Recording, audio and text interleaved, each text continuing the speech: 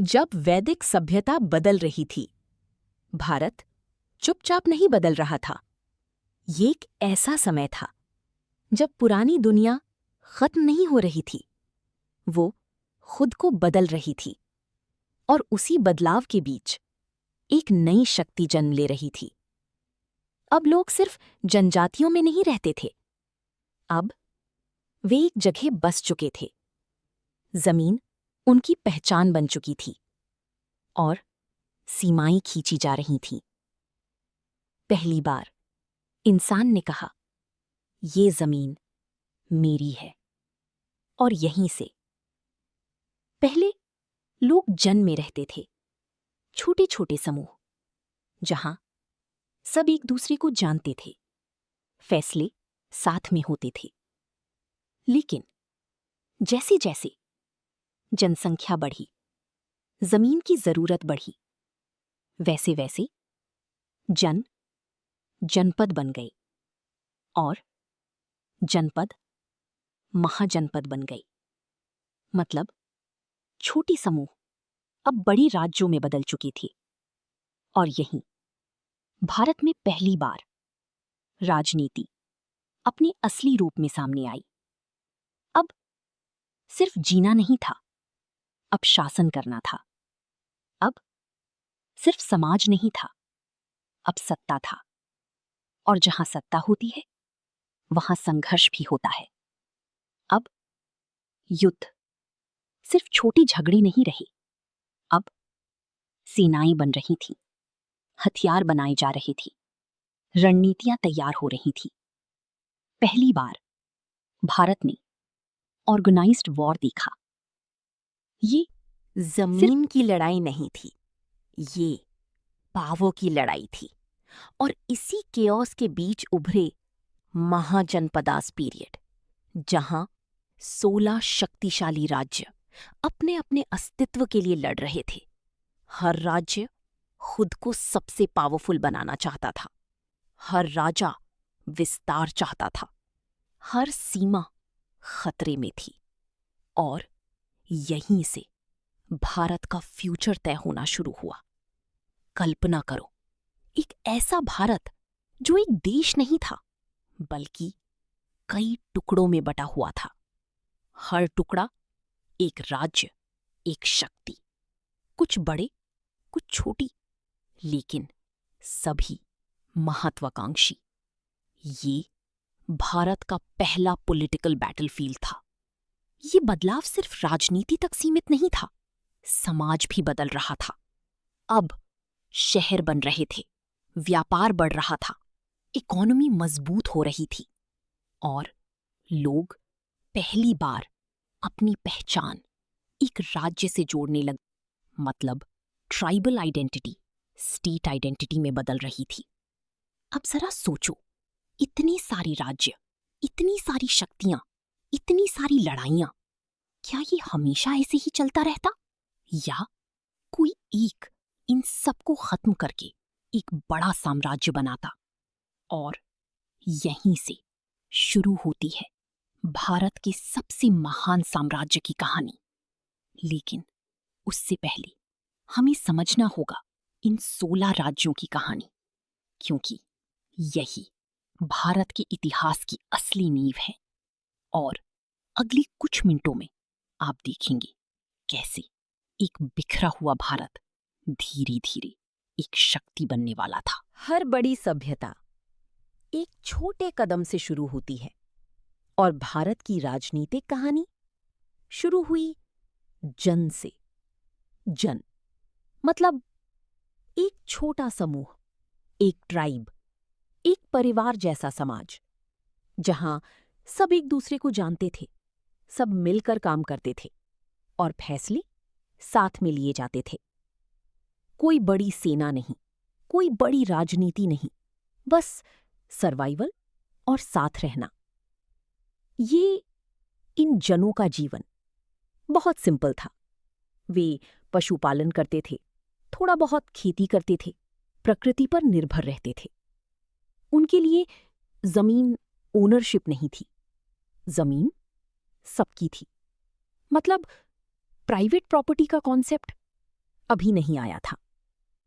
अब सवाल आता है, इन जनों में शासन कैसे चलता था? यहां एक लीडर होता था जिसे कहा जाता था राजा। लेकिन ये आज के राजा जैसा नहीं था। उसकी पावर लिमिटेड थी और सभा, समिति उसे कंट्रोल करती थी। मतलब पावर सेंट्रलाइज नहीं थी, ये शेयर्ड थी। लेकिन समय कभी रुकता नहीं और समाज भी बदलने लगा। जैसी जैसी पॉपुलेशन बढ़ी, रिसोर्सेज की डिमांड बढ़ी, वैसी वैसी जन फैलने लगी और एक जगह सेटल होने लगी। अब लोग घूमते नहीं थे, वे बसने लगे और यहीं से एक बहुत बड़ा बदलाव आया। जमीन पहली बार महत्वपूर्ण बन गई। अब खेती शुरू हुई, फसल उगने लगी और जिस जमीन पर आप खेती करते थे वो आपकी पहचान बन गई। यहीं से ओनरशिप का कॉन्सेप्ट पैदा हुआ। अब जन बदलने लगे, वे जनपद बन गई। जनपद, जन प्लस पद, मतलब लोगों की भूमि। अब टेरिटरी फिक्स थी, बाउंड्रीज बनने लगी थी।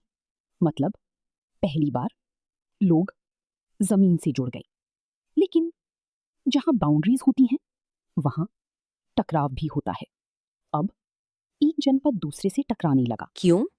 जमीन के लिए, रिसोर्सेस के लिए, पावर के लिए। और यहीं से वॉर शुरू हुआ। ये इंडिया का पहला ऑर्गेनाइज्ड कॉन्फ्लिक्ट था। अब कुछ जनपद दूसरों से ज्यादा पावरफुल हो गए। उन्होंने अपने एरियाज एक्सपैंड किए, दूसरे जनपदों को जीत लिया और धीरे धीरे ये बने महाजनपद। मतलब बड़े राज्य, organised system, strong army, clear boundaries. महाजनपद अब ट्राइब्स नहीं थे, ये थे फुल फ्लेज्ड स्टेट्स। इनके पास राजधानी, प्रशासन, सेना, इकोनॉमी, मतलब मॉडर्न स्टेट सिस्टम की शुरुआत। अब जरा सोचो, एक सिंपल ट्राइबल लाइफ कैसे कॉम्प्लेक्स पॉलिटिकल सिस्टम में बदल गई। ये सिर्फ बदलाव नहीं था, ये सिविलाइजेशन का एवोल्यूशन था।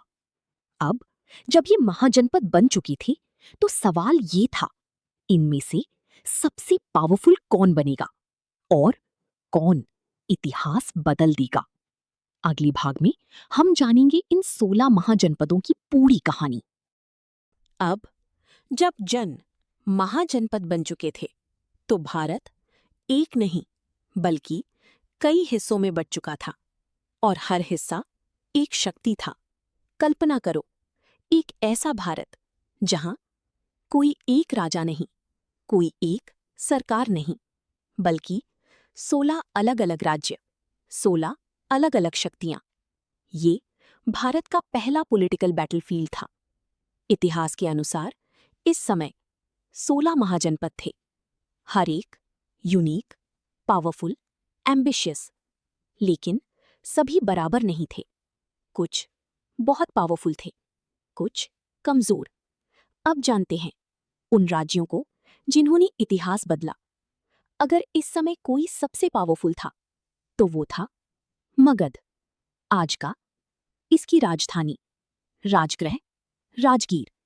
यही राज्य आगे चलकर सबसे बड़ा एम्पायर बनाएगा। कोसला, स्ट्रॉन्ग राइवल।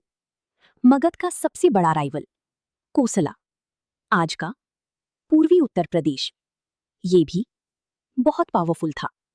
इसकी राजधानी श्रावस्ती। मगध और कोसला बार बार टकराते थे, ये पावर स्ट्रगल था। अब पश्चिम की ओर अवंती, आज का मध्य प्रदेश, ये ट्रेड का बड़ा सेंटर था। इसकी राजधानी उज्जैन, ये इकोनॉमिक पावर था। वत्स, ट्रेड हब। वत्स, आज का प्रयागराज रीजन, ये व्यापार का बड़ा केंद्र था। इसकी राजधानी कौशाम्बी। वॉजी रीजन, ये इतना पावरफुल क्यों था? गंगा नदी, fertile land. Iron mines, strong rulers.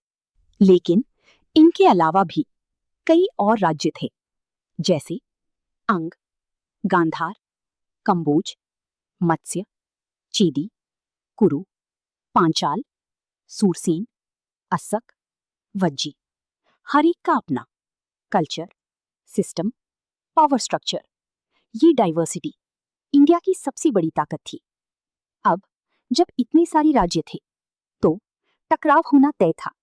हर राज्य एक्सपैंड करना चाहता था, हर राजा डोमिनेट करना चाहता था, और यहीं से वॉर्स शुरू हुए। एक तरफ राजा, एब्सोल्यूट पावर, दूसरी तरफ लोग, शेयर्ड पावर। एक फास्ट डिसीजंस, दूसरा कलेक्टिव डिसीजंस। एक स्ट्रेंथ देता था, दूसरा बैलेंस देता था। अब सवाल, इन दोनों में कौन ज्यादा पावरफुल था? राजतंत्र, स्ट्रॉन्ग आर्मी, फास्ट एक्शन। गणराज्य, यूनिटी, डिस्कशन।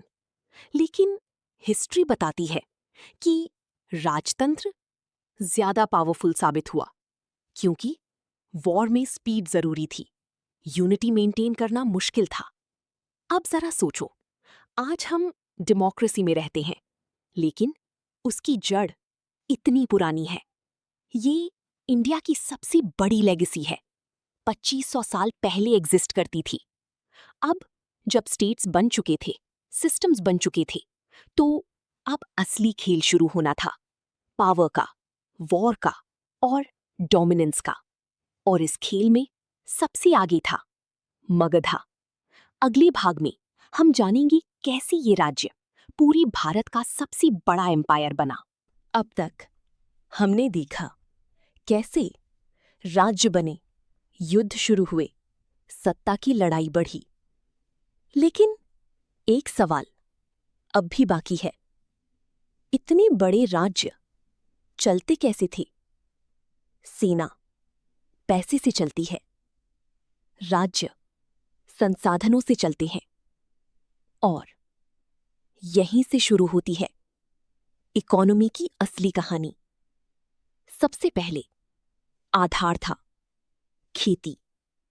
महाजनपद काल में खेती पहले से ज्यादा एडवांस हो चुकी थी। क्यों? आयरन टूल्स का इस्तेमाल, जंगल साफ किए गए, जमीन ज्यादा यूज होने लगी। अब खेती सिर्फ सर्वाइवल नहीं थी, ये प्रोडक्शन बन चुकी थी। मतलब एक्स्ट्रा अनाज पैदा हो रहा था, और यहीं से ट्रेड शुरू हुआ। जब इकोनॉमी बढ़ती है तो शहर बनते हैं।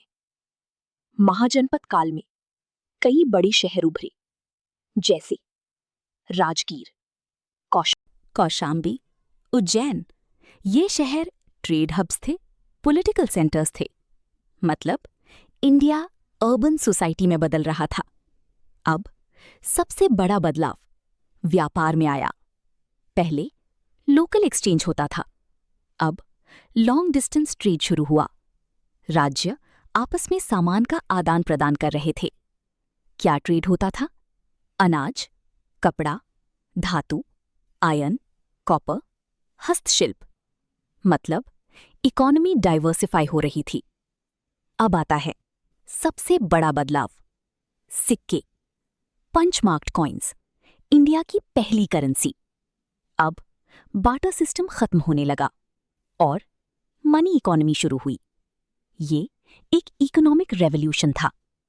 अब व्यापार सिर्फ शहरों तक सीमित नहीं था, रास्ते बन चुके थे, नॉर्थ से साउथ, ईस्ट से वेस्ट। ये रूट्स गुड्स, कल्चर, आइडियाज सब कुछ फैलाते थे। मतलब इंडिया कनेक्टेड हो रहा था।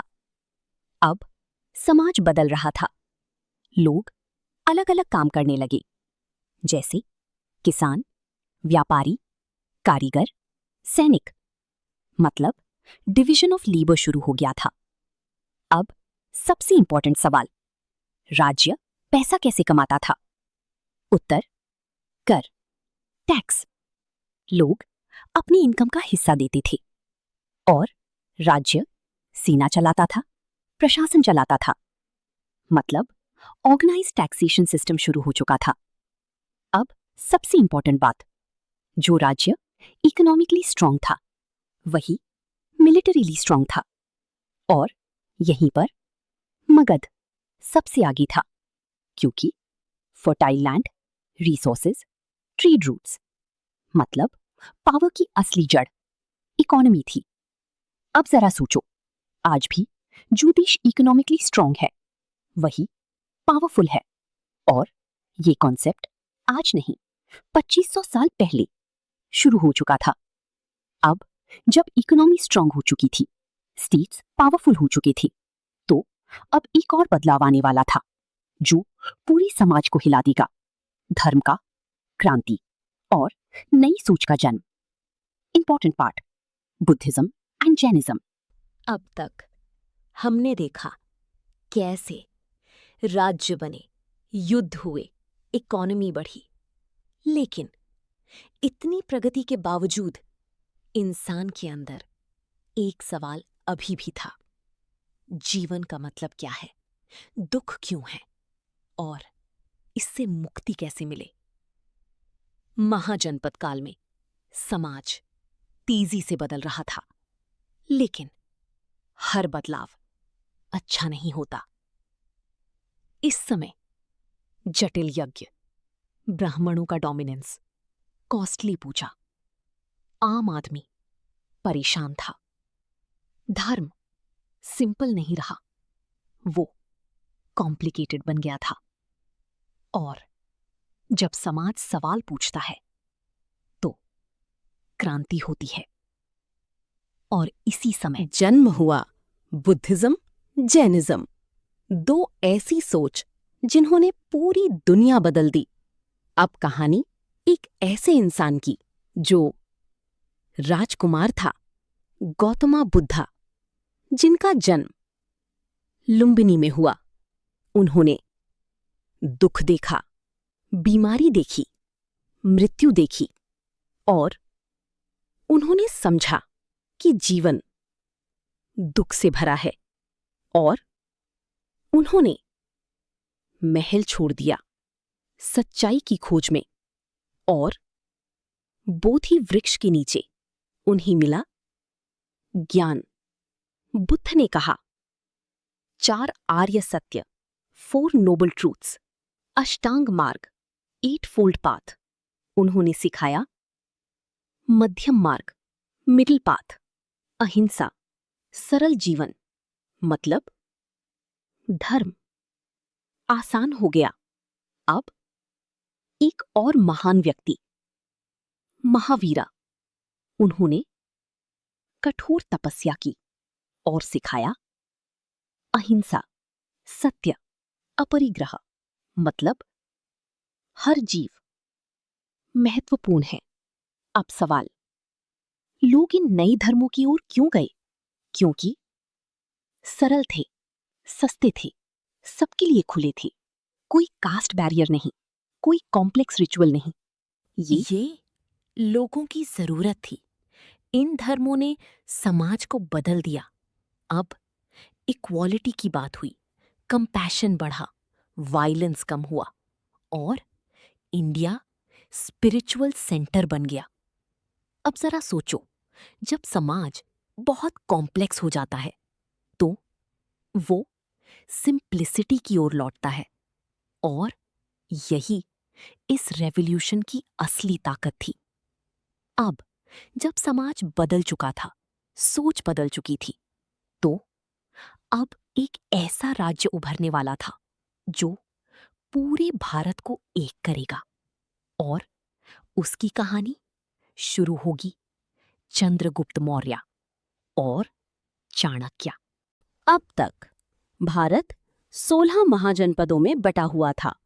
हर राज्य पावर चाहता था, हर राजा विस्तार चाहता था, लेकिन इतिहास हमेशा एक को चुनता है जो सबसे आगे निकलता है, और इस कहानी में वो राज्य था मगध, आज का बिहार। लेकिन मगध सिर्फ एक राज्य नहीं था, ये एक बनने वाला एम्पायर था। अब सवाल, मगध ही क्यों? क्यों वही आगे बढ़ा? मगध गंगा नदी के पास था, मतलब उपजाऊ जमीन, भरपूर फसल और जिसके पास खाना वही शक्तिशाली। मगध के पास आयरन माइंस थीं, मतलब मजबूत हथियार, बेहतर टूल्स और युद्ध में यही फर्क बनाता है। मगध ट्रेड रूट्स के बीच था, मतलब व्यापार, पैसा, ग्रोथ और इकोनॉमी स्ट्रांग तो स्टेट स्ट्रांग। मगध नदियों और पहाड़ों से घिरा था, मतलब एनिमी अटैक मुश्किल। ये एक नेचुरल फोर्ट था। लेकिन सिर्फ रिसोर्सेज काफी नहीं होते, जरूरी होते हैं पावरफुल लीडर्स। बिम्बिसारा, पहला बड़ा नाम बिम्बिसारा। उन्होंने डिप्लोमेसी अपनाई, अलायंसेस बनाए, शादी के जरिए दूसरे राज्यों से संबंध बनाए, मतलब उन्होंने बिना युद्ध के पावर बढ़ाया। फिर आया अजातशत्रु। ये एक अग्रेसिव रूलर था। इसने युद्ध किए, विस्तार किया और सबसे बड़ा राइवल वज्जी उसे हराया, मतलब रिपब्लिक भी अब गिरने लगी। फिर आया महापद्मनंदा। इसने ह्यूज आर्मी बनाई, पूरे नॉर्थ इंडिया पर कंट्रोल किया। ये इंडिया का पहला लार्ज स्केल एम्पायर बिल्डर था। अब मगध एक एक करके दूसरे राज्यों को जीतने लगा और धीरे धीरे इंडिया एक शक्ति के नीचे आने लगा। ये एम्पायर का जन्म था। अब जरा सोचो, 16 राज्यों की लड़ाई कैसे एक एम्पायर में बदल गई? ये सिर्फ जीत नहीं थी, ये यूनिफिकेशन था। लेकिन अभी कहानी खत्म नहीं हुई। अब आने वाला था सबसे बड़ा ट्विस्ट। एक ऐसा व्यक्ति जो स्ट्रैटेजी का मास्टर था और एक ऐसा युवा जो एम्पायर बनाएगा, और उनका नाम था चाणक्य चंद्रगुप्त मौर्य। अब तक भारत 16 महाजनपदों में बटा हुआ था। हर राज्य पावर चाहता था, हर राजा विस्तार चाहता था। लेकिन इतिहास हमेशा एक को चुनता है जो सबसे आगे निकलता है, और इस कहानी में वो राज्य था मगध, आज का बिहार। लेकिन मगध सिर्फ एक राज्य नहीं था, ये एक बनने वाला एम्पायर था। अब सवाल, मगध ही क्यों? क्यों वही आगे बढ़ा? मगध गंगा नदी के पास था, मतलब उपजाऊ जमीन, भरपूर फसल और जिसके पास खाना वही शक्तिशाली। मगध के पास आयरन माइंस थीं, मतलब मजबूत हथियार, बेहतर टूल्स और युद्ध में यही फर्क बनाता है। मगध ट्रेड रूट्स के बीच था, मतलब व्यापार, पैसा, ग्रोथ और इकोनॉमी स्ट्रांग तो स्टेट स्ट्रांग। मगध नदियों और पहाड़ों से घिरा था, मतलब एनिमी अटैक मुश्किल। ये एक नेचुरल फोर्ट था। लेकिन सिर्फ रिसोर्सेज काफी नहीं होते, जरूरी होते हैं पावरफुल लीडर्स। बिम्बिसारा, पहला बड़ा नाम बिम्बिसारा। उन्होंने डिप्लोमेसी अपनाई, अलायंसेस बनाए, शादी के जरिए दूसरे राज्यों से संबंध बनाए, मतलब उन्होंने बिना युद्ध के पावर बढ़ाया। फिर आया अजातशत्रु। ये एक अग्रेसिव रूलर था। इसने युद्ध किए, विस्तार किया और सबसे बड़ा राइवल वज्जी उसे हराया, मतलब रिपब्लिक भी अब गिरने लगी। फिर आया महापद्मनंदा। इसने ह्यूज आर्मी बनाई, पूरे नॉर्थ इंडिया पर कंट्रोल किया। ये इंडिया का पहला लार्ज स्केल एम्पायर बिल्डर था। अब मगध एक एक करके दूसरे राज्यों को जीतने लगा और धीरे धीरे इंडिया एक शक्ति के नीचे आने लगा। ये एम्पायर का जन्म था। अब जरा सोचो, 16 राज्यों की लड़ाई कैसे एक एम्पायर में बदल गई? ये सिर्फ जीत नहीं थी, ये यूनिफिकेशन था। लेकिन अभी कहानी खत्म नहीं हुई। अब आने वाला था सबसे बड़ा twist.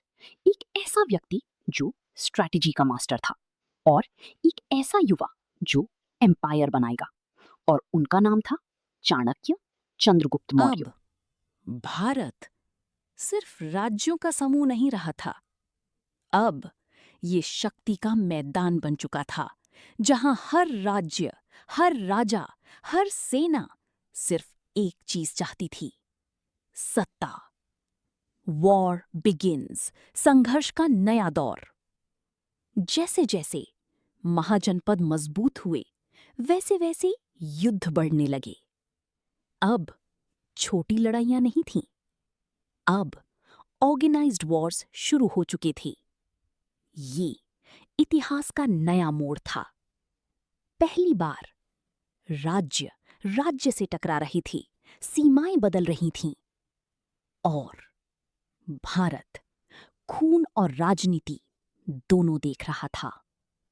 Why every king wanted more? लेकिन हर राजा विस्तार क्यों चाहता था? क्योंकि ज्यादा जमीन, ज्यादा खेती, ज्यादा खेती, ज्यादा धन, ज्यादा धन, बड़ी सेना। मतलब पावर की असली जड़ रिसोर्सेज थी। जिसके पास ज्यादा जमीन, वही ज्यादा ताकतवर। अलायंसेस, दोस्ती या मजबूरी। लेकिन युद्ध सिर्फ तलवार से नहीं जीते जाते। कई बार रिश्ते, समझौते, अलायंसेस ज्यादा पावरफुल होते हैं। इसलिए राज्यों ने अलायंसेस बनाए। एक राजा दूसरे राजा से जुड़ गया, कभी शादी से, कभी समझौते से।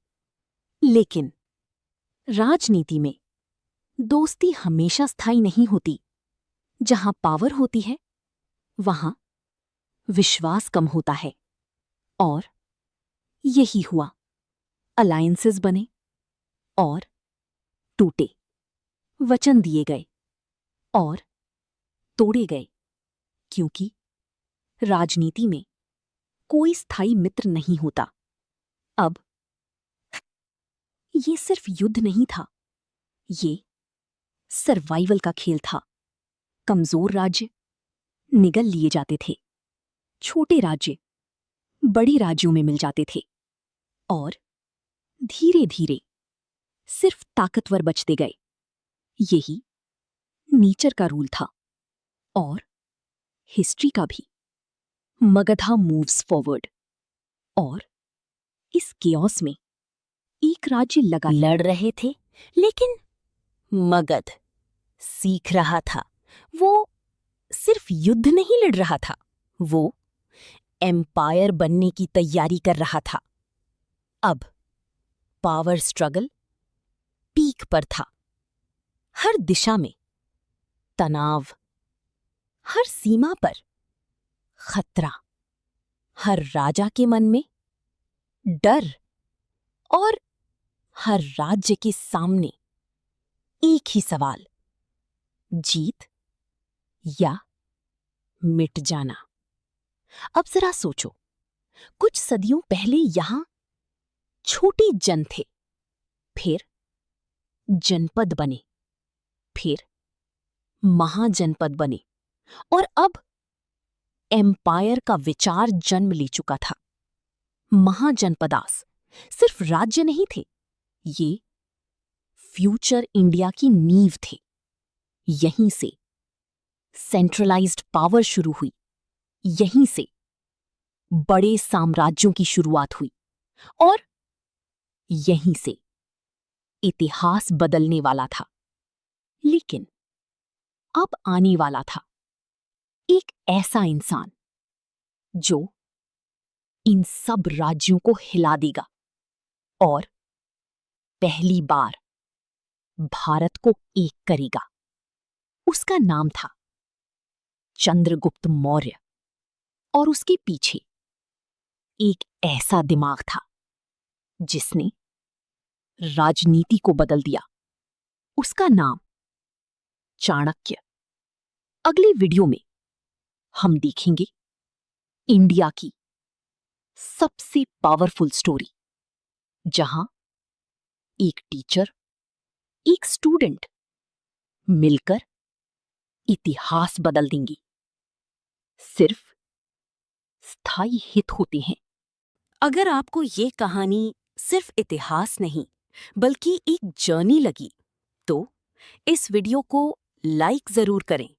और अगर आप जानना चाहते हैं कैसे एक साधारण लड़का पूरे भारत का सबसे बड़ा सम्राट बना, चंद्रगुप्त मौर्य, और कैसे एक गुरु ने राजनीति के सारे नियम बदल दिए, चाणक्य, तो अभी चैनल को सब्सक्राइब करें, बेल आइकन के साथ, क्योंकि अगला वीडियो आपको दिखाएगा इंडिया की सबसे पावरफुल स्टोरी, जहां दिमाग तलवार से ज्यादा ताकतवर साबित होगा।